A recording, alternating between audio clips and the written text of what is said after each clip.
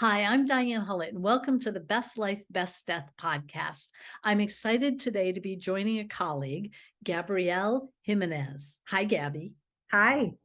Gabby goes by the Hospice Heart on Facebook and her website, and we'll talk more at the end about how you can reach Gabby and follow her.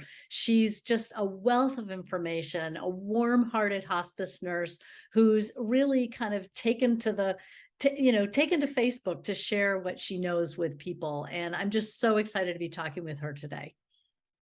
Well, thank you. It's kind of exciting to be here. I mean, we went through classes together. We've gone on this journey together. So to be at this point is really kind of fun. It's amazing. I mean, yeah, it's amazing. Why don't you introduce yourself? Kind of what's your background? How did you get into end of life education? Why is this your passion? Well, in my first book, Soft Landing, I talk about that because it is kind of, it's a little interest. I think it's interesting. I was managing commercial real estate for most of my life.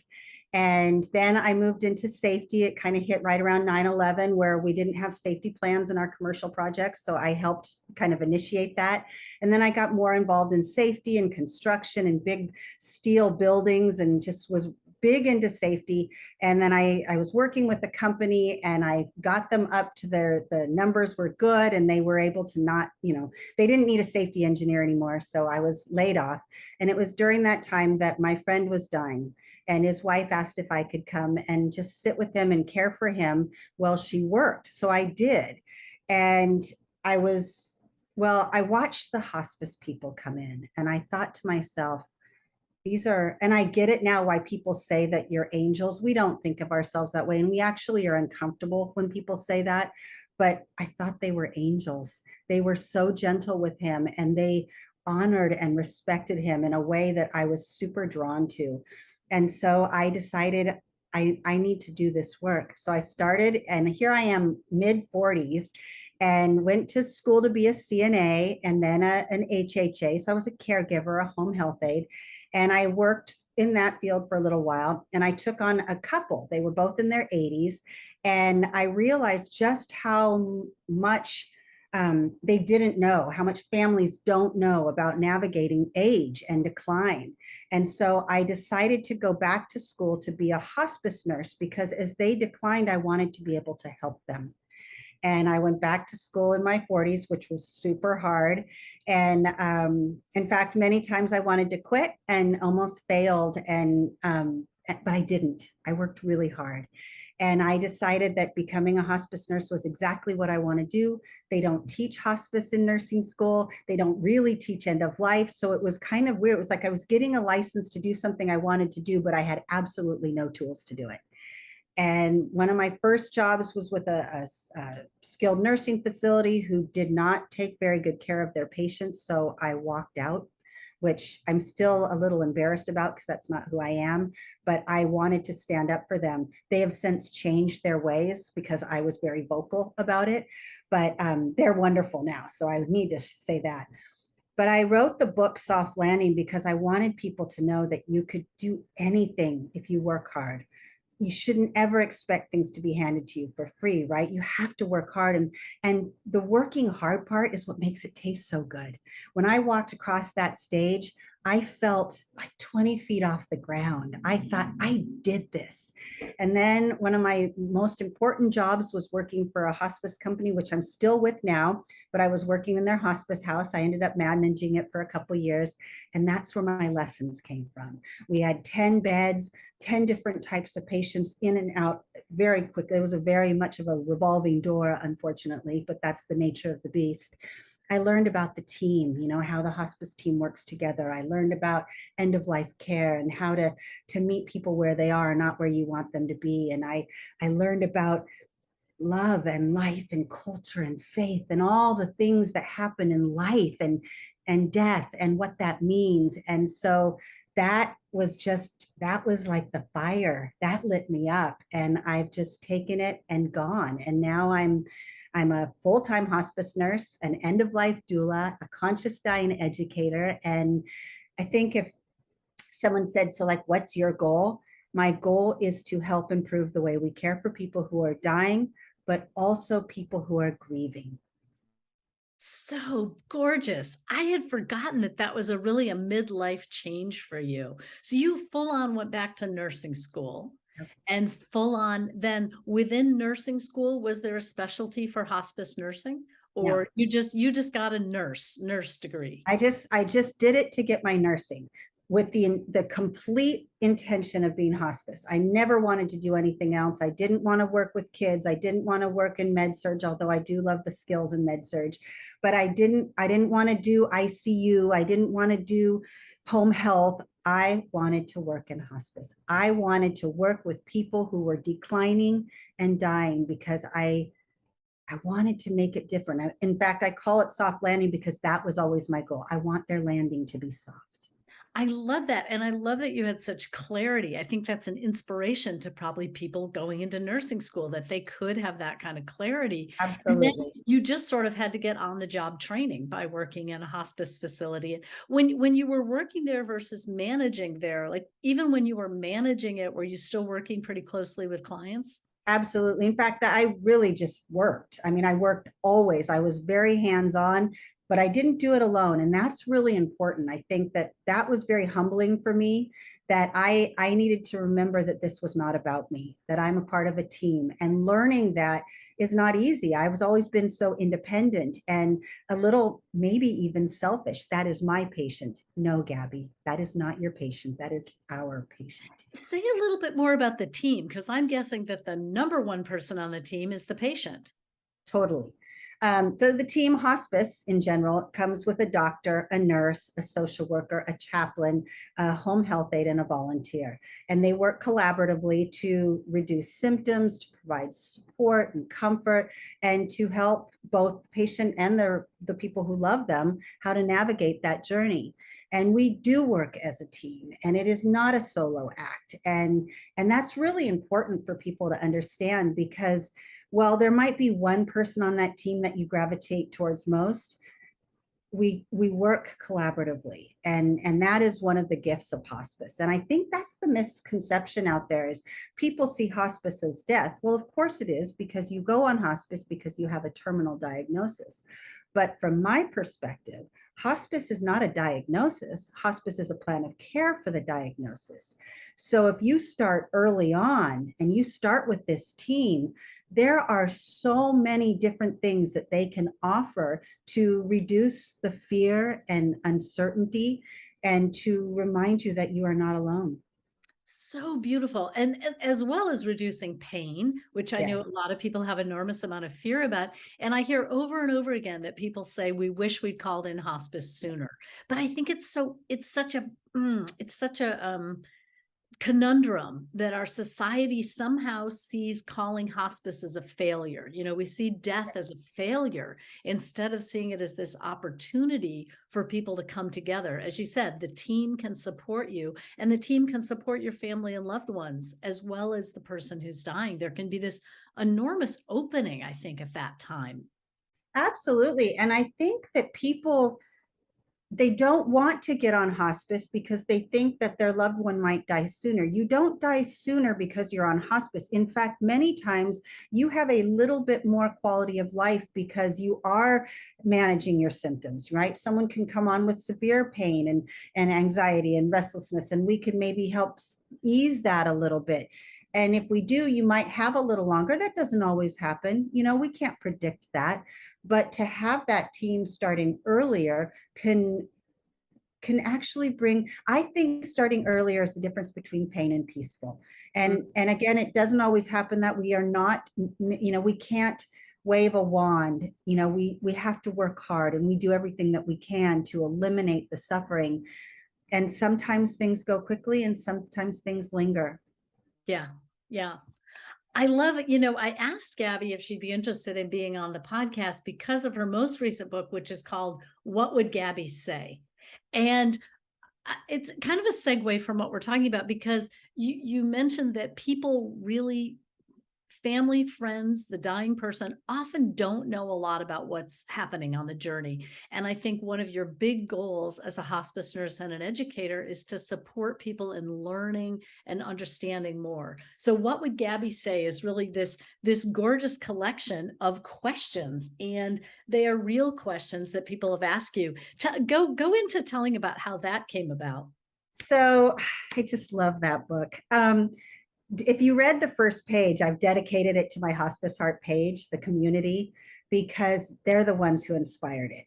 So I get emails all the time. I get questions, I get messengered, I get all kinds of questions, like the questions that people ask at the end of life, like, what do I do about this? And what does this mean? And fear, and those feelings of guilt and regret. And what do I say to my husband? He's dying and I just don't know what to do or to say. Or so I started answering the questions. And then I realized that there are so many people that want those answers. So I started putting it on the Facebook page. Then the question was, what would Gabby say? So I made a whole thing out of it. And then someone says, how do we get your other questions? I'm like, okay, well, and then I started trying to help them find the other questions. And so I decided to put them all in a book.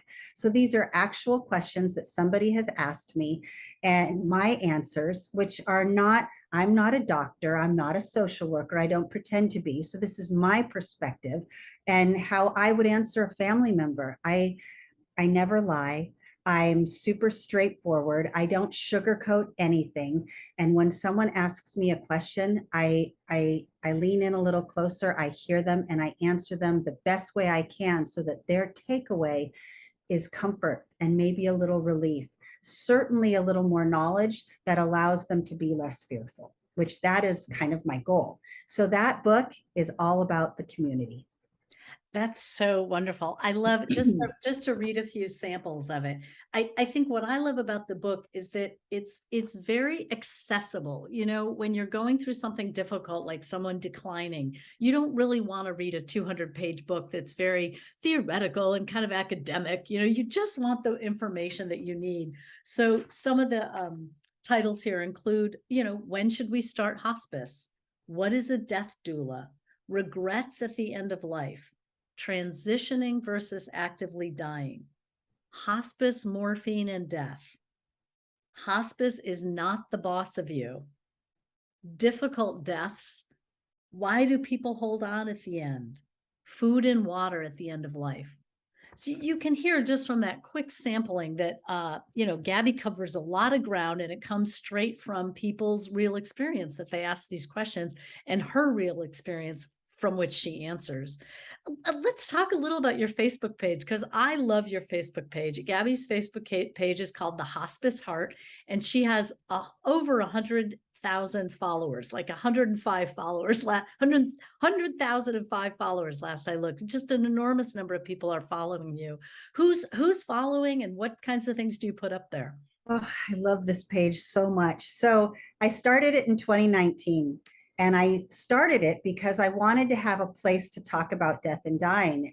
As a hospice nurse, I don't think people ask me how my day is because they're afraid I'm going to tell them, and they don't invite me to parties anymore because I'm such a downer, right? I talk about death, and then that brings up everybody else's experience with death, and everybody's crying around a party. So I get it, but I wanted a platform where people could go to talk about it. And so I started, putting some things out there, just sharing stories, and I would draw people in, and they were mostly, I would say it was mostly just the regular person out there living life who deals with this like we all do. A lot of it was caregivers, either the family member who's caring for it or somebody, a hired caregiver, and just what it feels like to provide that work. And then COVID hit. And I was sick for 23 days. And so I posted every day what that felt like. And me, I'm kind of like wanting to bring people together and do better. So I was always talking about how we could reach out to people who are alone. This is a very isolating time. People are struggling. How can we support them? Meanwhile, going through my own COVID symptoms. And then people would write about what they were going through. And then I realized that there were people who were all alone in their homes, and they were reaching out because they felt supported. And so it kind of evolved. And then over the last 2 years, it has been mostly people who have a husband or wife or sister or brother who is dying. How do I do this? What do I do? I'm scared. I'm sad. I'm angry. And I just validated their feelings because I get it. And then my brother died, which I made very public on that page because I learned about grief from a different perspective, even though I've lost a lot of people in my life. And this page has grown, it's 105,000 followers. That to me doesn't mean I'm popular, right? What that means is there is a lot of people in this world who are having a really tough time. There are people who are grieving that don't understand why it doesn't end, because grief doesn't end. And there's people who tell people that they should be over it right now, but that's not what you tell someone who's grieving. And then there's people who are taking care of their husband and wife and can't afford a full-time caregiver, right? And they want to honor them by bringing them home, but they don't know how to do it. There are so many people who are given a diagnosis and said, okay, go on hospice, go home. And then what? And it makes me sad that we are not a more educational society. And I think we're getting there. I think we're talking about it more, which is something all of us in this field are pushing. And that page is a community of human beings who want to be reminded that they're not alone, who want their grief validated, who want tools and information so that they can care for someone who is dying. And at the end of the day, I see myself inspiring other people to do this work. That's like the sprinkles on the cupcake. It's More people doing this work, more right? people doing this work with just the kind of heart and passion that you bring to it, I think is what we all need. I always say it's like we need a doula in every family who Yes. understands what's happening, who not just, the thing about end of life work is it's like you might not have all the answers yourself, but you have to know that there is information out there and you can reach out and get support. I think that caregivers feel so alone, and Mhm. there are so many ways to get information. There's small, easy to read books like yours. There are bigger books, The Art of Dying Well, A Beginner's Guide to the End. There are bigger, thicker So books. many great books. There's fantastic websites. There's podcasts. There's a lot of ways to get information. But first, we have to know that we need the information, acknowledge death is happening or coming, or a terminal diagnosis has occurred, and get real about that. Oh, absolutely. So I recently started a new workshop that I hold once a month. It's called What to Expect When You're Dying. And my reason for that, it's sort of a takeoff of What to Expect When You're having a baby, write that book. Love it. And What to Expect When You're Expecting. Well, I think about it, right? When you're getting married, there's all these, there's marriage counselors, there's priests that you could go talk to. There's all these people that help you to be a wife or maybe even a husband. But there's education out there. There's some tools. When you have a baby, there's all these things out there for you to go through so that you could learn how to be a mom and to take care of this child. But when you're given a terminal diagnosis, they say, go on hospice. Then what? So I have created this workshop where, and the most of the people that attended are terminal or caring for someone who is. And I talk about hospice, I talk about doulas, I talk about what it's going to feel like, what's available to you. Like hospice isn't just, a care team. Hospice is resources, and hospice is supplies and hospital beds and so much more. So on this site, I talk about everything that is available to them, what to expect, how to navigate the dying process, and also how to transition from wife to caregiver to widow, right? That's a transition. How can we support people who are caring for someone who is dying? They deserve our care and our attention. They almost become invisible because the focus is on the patient. How can we change that? How can we acknowledge, address, and lift up the people who are providing the care? And so that's kind of like where I'm at right now. I'm heavy on that education, that support, and also grief. I feel it deeply with every ounce of my being, and I want to support people who are grieving.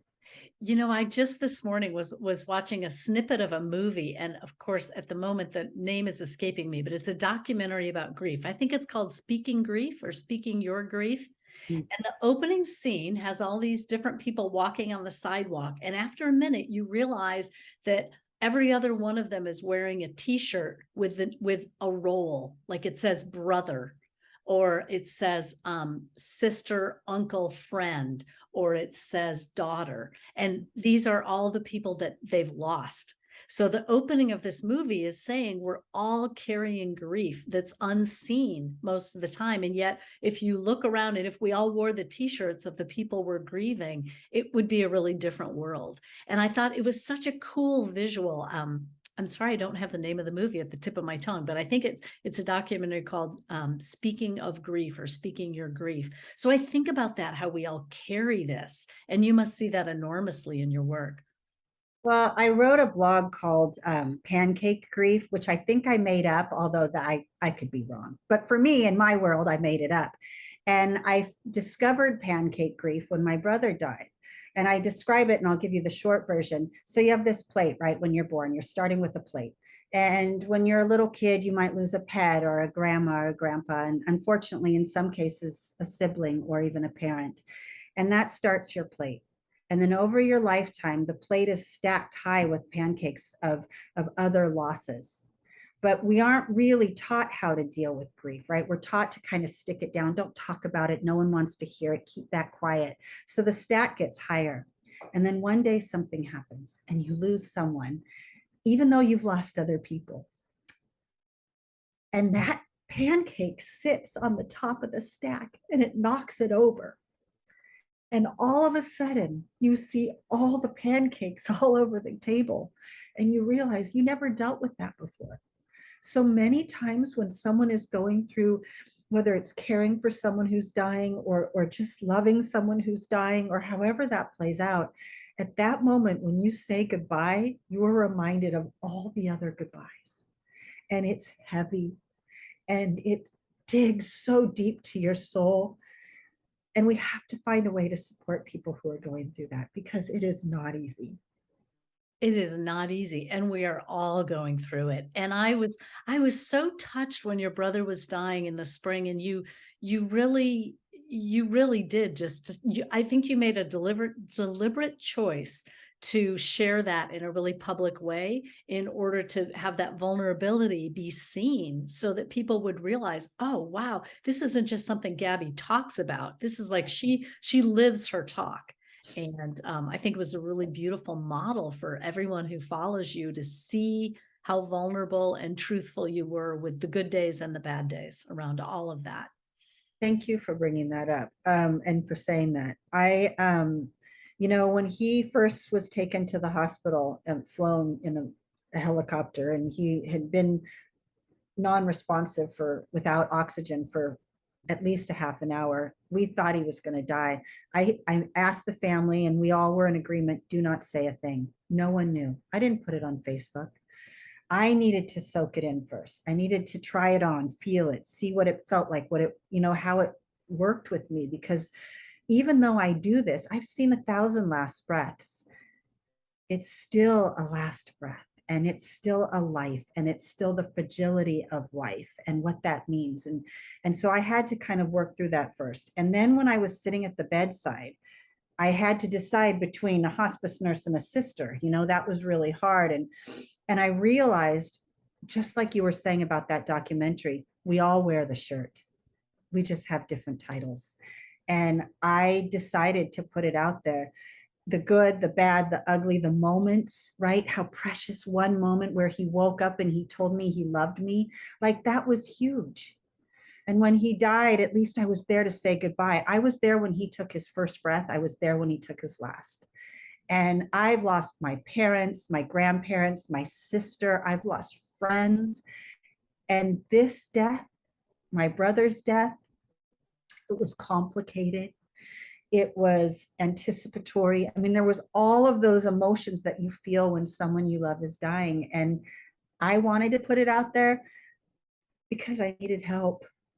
And I wanted people to know that it's okay to say you need help. It's okay. Yeah. And how much we need to grieve in community, whether Yeah. that's the immediate family or the dear friends or the larger community or your Facebook people, because that was important to share that. Yes. Again, not because you're popular, because it's a human experience. I think it's a real gift to have almost like the eloquence and the gutsiness to share that kind of vulnerability. It gives permission to people. And it's so important. It's such an important place of leadership, really. It's like we need leaders in how to grieve and how to do death in a more Human. like human way. Yeah, that's exactly the word I was going to say. Do death in a more human way. Yeah. Because we are humans, and we have feelings, and we are fragile, and some days we're strong and sometimes we're not, and things hurt us deeply. And if we were a little more open and honest about that, a little more sensitive, a little less judgmental, I think that we would offer one another a support that could help us all navigate life a little easier, and perhaps savor the moments in a more beautiful way, which I'm learning to do. You know, I see death every single day, and still death startles me. Boy, that is really well put. I was thinking too, Gabby, go back to the class, this What to Expect When You're Dying. How has that been received? What do people think of it? Well, I've only done two so far. My next one is this month. I think that for the caregiver of the terminal patient, I think they're the ones who have the takeaway, because I hand them over all my tools. You know, I don't want to be a tool hoarder, right? It's not doing me any good to keep it all a secret. I want to share them. I don't have a problem with that. And I think that they're the ones who take away with it most. And then after the classes, I always hear back from them like, thank you so much for this. And I am still hearing from them. I will still get an email that says, you know, this is happening now, what do I do? And I have heard from patients who are going through their journey, and I just lost one, and these are all through emails, and I'm still there for them. Sometimes I'll have private Zooms with them and help them to navigate what it's like to say goodbye, whether it's you who is dying or you at the bedside.